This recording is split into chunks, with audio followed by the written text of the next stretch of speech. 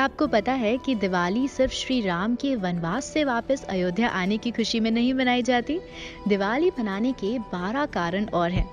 नमस्कार दोस्तों, मैं हूं प्रज्ञा और आज हम बात करेंगे कि दिवाली सेलिब्रेट करने के क्या-क्या और कारण हैं। तो सबसे पहला कारण तो आप सभी जानते हैं।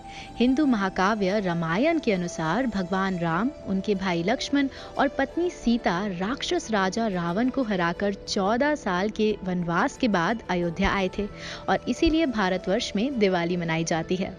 द्वापर युग में भगवान विष्णु के अवतार भगवान कृष्ण ने वर्तमान असम के निकट प्रग्योतशापुर के दुष्ट राजा नरकासुर को मार डाला था, जिसने 16,000 लड़कियों को बंदी बनाया था।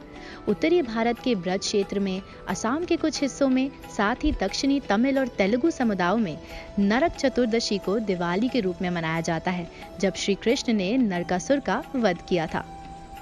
एक कारण ये भी है कि पांचों पांडव भाइयों को जुए में एक शर्त हारने के लिए धोखा दिया गया था, जिसके बाद उनके कौरव चचेरे भाइयों ने उन्हें 12 साल के लिए निर्वासित कर दिया था। हिंदू महाकाव्य महाभारत के अनुसार पांडव कार्तिक अमावस्या पर हस्तिनापुर लौट आए थे, जो कि दीपावली के दिन ही पड़ता है। एक अन्य लोकप्रिय परंपरा के अनुसार दिवाली को उस दिन के रूप में मनाया जाता है जब देवी लक्ष्मी का जन्म समुद्र मंथन से हुआ था। ये देवताओं और राक्षसों द्वारा दूध के ब्रह्मांडीय महासागर का मंथन था। दीपावली की रात लक्ष्मी जी ने विष्णु जी को अपना पति चुना था और उनसे विवाह किया था। ऐसा माना जाता है कि भगवान विष्णु ने अपने 5वें वामन अवतार में देवी लक्ष्मी को राजा बलि के कारागार से छुड़ाया था। इस दिन भगवान विष्णु के आदेश पर राजा बलि को पाताल लोक पर शासन करने का हुक्म भी सुनाया गया था। कार्तिक की अमावस्या के दिन आर्य समाज के संस्थापक महर्षि दयानंद को निर्वाण प्राप्त हुआ था, इसीलिए दिवाली मनाते हैं। पौराणिक हिंदू राजा विक्रमादित्य को दिवाली पर ताज पहनाया गया था। उन्हें एक आदर्श राजा के रूप में जाना जाता है, जो उनकी उदारता, साहस और विद्वानों के संरक्षण के लिए जाने जाते हैं। शक्तिवाद की कलिकुला संप्रदाय के अनुसार देवी महाकाली के अंतिम अवतार को कमलात्मिक जयंती के रूप में मनाया जाता है। ये दिवाली के दिन पड़ता है। ये काली पूजा बंगाल, मिथिला, उड़ीसा, असम, सिलाहाट, चांटागांव और महाराष्ट्र के तीतवाला शहर के क्षेत्रों में मनाई जाती है। एक अन्य लोकप्रिय मान्यता के अनुसार दिवाली की शुरुआत फसल उत्सव के रूप में भी हो सकती है।